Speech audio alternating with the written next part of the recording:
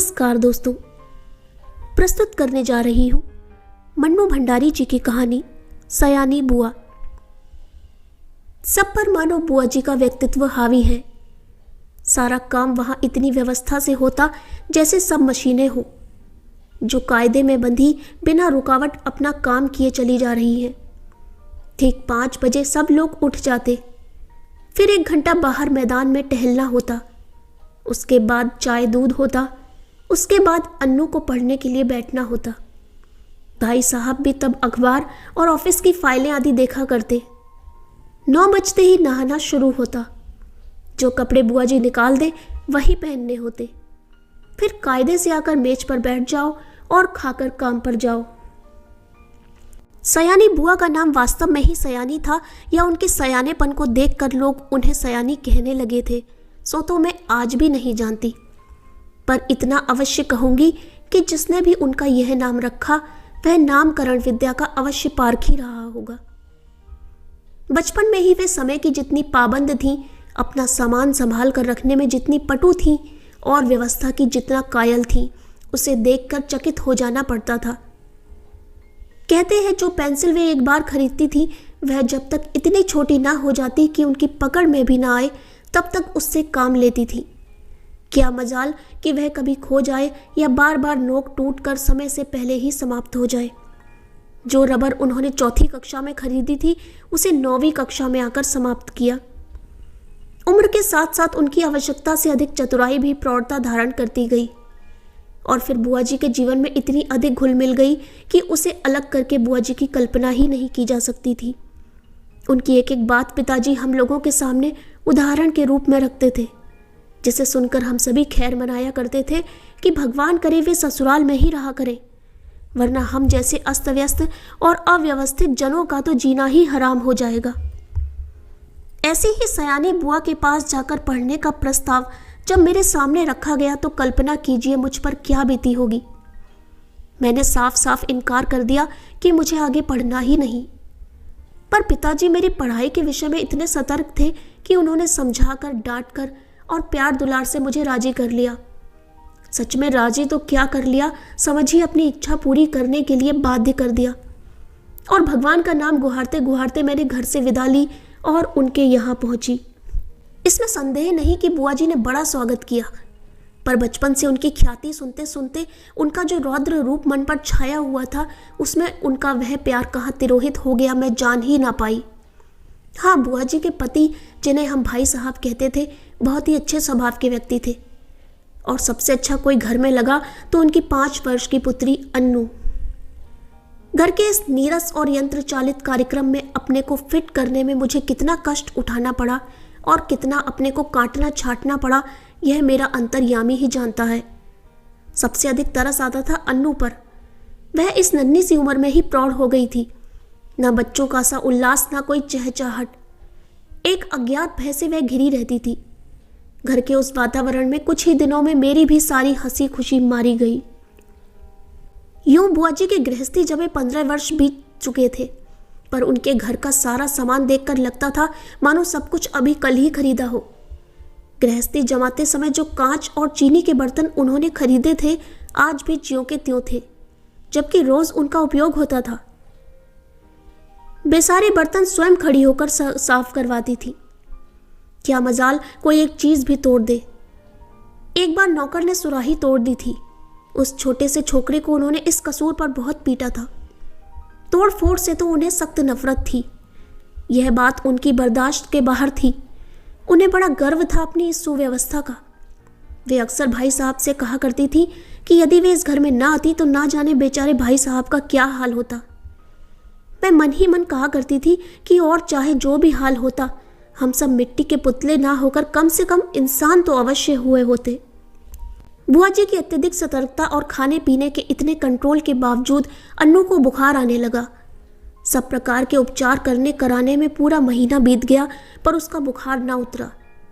बुआ जी की परेशानी का पार नहीं। अन्नू एकदम पीली पड़ गई। उसे देखकर मुझे लगता मानो उसके शरीर में ज्वर के कीटाणु नहीं, बुआ जी के भय के कीटाणु दौड़ रहे हैं जो उसे ग्रसते जा रहे हैं।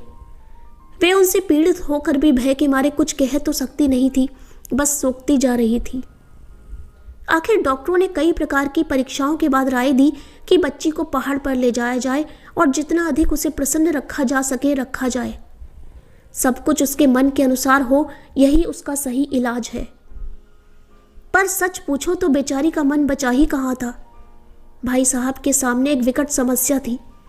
बुआ जी के रहते यह संभव नहीं था, क्योंकि अनजाने ही उनकी इच्छा के सामने किसी और की इच्छा चल ही नहीं सकती थी।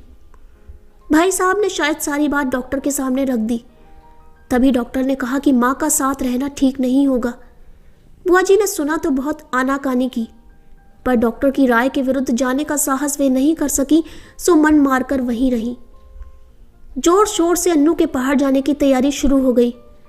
पहले दोनों के कपड़ों की लिस्ट बनी, फिर जूतों की, मोज़ों की, गर्म कपड़ों की, ओढ़ने बिछाने के सामान की, बर्तनों की। हर चीज़ रखते समय वे भाई साहब को सख्त हिदायत कर देती थी कि एक भी चीज़ खोनी नहीं चाहिए। देखो, यह फ्रॉक मत खो देना, 7 रुपए मैंने इसकी सिलाई दी है। यह प्याले मत तोड़ देना, वरना 50 रुपए का सेट बिगड़ जाएगा। और हाँ, गिलास को तुम तुच्छ समझते हो, उसकी परवाह ही नहीं करोगे।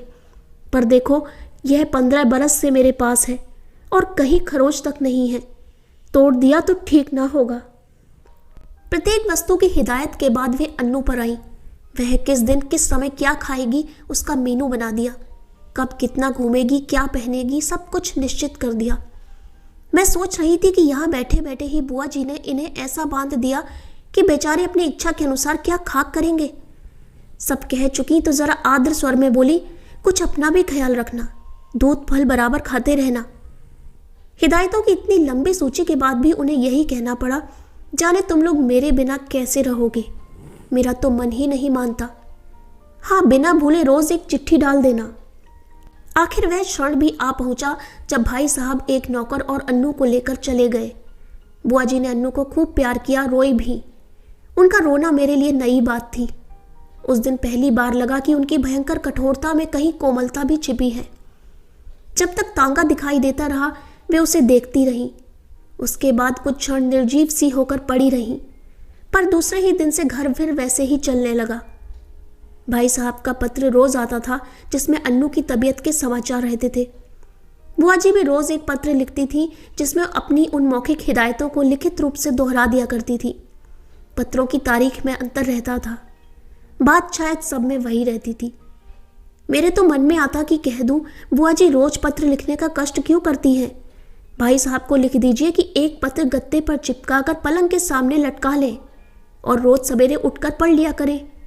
पर इतना साहस था नहीं कि यह बात कह सकूं। करीब 1 महीने के बाद एक दिन भाई साहब का पत्र नहीं आया, दूसरे दिन भी नहीं आया। बुआ जी बड़ी चिंतित हो उठी। उस दिन उनका मन किसी भी काम में नहीं लगा।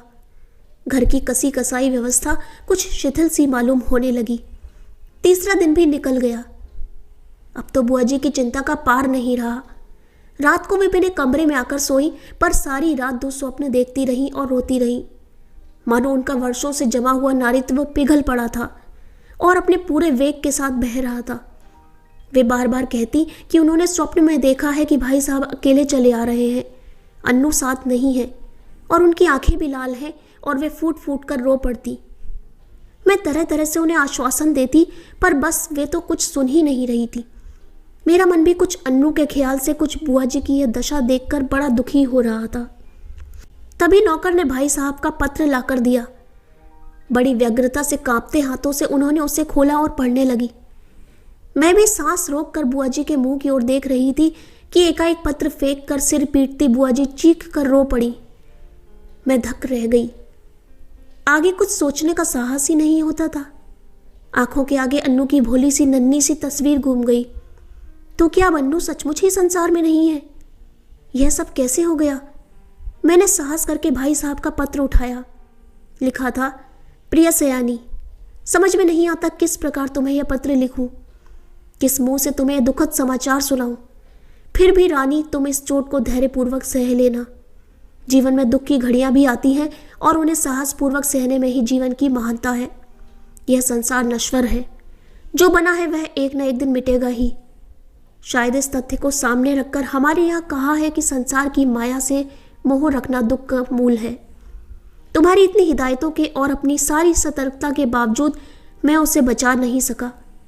इसे अपने दुर्भाग्य के अतिरिक्त और क्या कहूँ। यह सब कुछ मेरे ही हाथों होना था। आंसू भरी आंखों के कारण शब्दों का रूप अस्पष्ट से अस्पष्टतर होता जा रहा था और मेरे हाथ कांप रहे थे। अपने जीवन में यह पहला अवसर था जब मैं इस प्रकार किसी की मृत्यु का समाचार पढ़ रही थी। मेरी आंखें शब्दों को पार करती हुई जल्दी जल्दी पत्र के अंतिम हिस्से पर जा पड़ी। धैर्य रखना मेरी रानी, जो कुछ हुआ उसे सहने की और भूलने की कोशिश करना। कल 4 बजे तुम्हारे 50 रुपए वाले सेट के दोनों प्याले मेरे हाथ से गिरकर टूट गए। अन्नू अच्छी है, शीघ्र ही हम लोग रवाना होने वाले हैं।